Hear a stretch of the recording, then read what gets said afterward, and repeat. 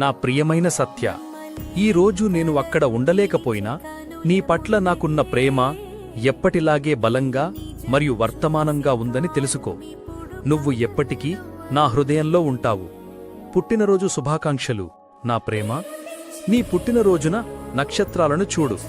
నా జీవితాన్ని వెలిగించినట్లుగానే నా వెలుగు నీపై ప్రకాశిస్తుందని తెలుసుకో. నేను నిన్ను ఈ రోజు మరియు ఎల్లప్పుడూ అవతల నుండి జరుపుకుంటున్నాను నా హృదయపూర్వకంగా.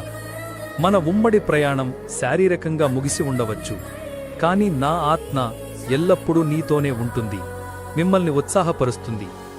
మన ఇద్దరం సృష్టించిన ఆ అందమైన జ్ఞాపకాలు నా దారిని వెలిగిస్తాయి. పిల్లలో నన్ను చూసుకో అచ్యుత్. అఖిలకి పెళ్లి చేసే అప్పుడు నేను వస్తాను పెళ్లికి. నీకు మరోసారి జన్మదిన శుభాకాంక్షలు. బాయ్ సత్య, నీ సత్యప్రసాద్.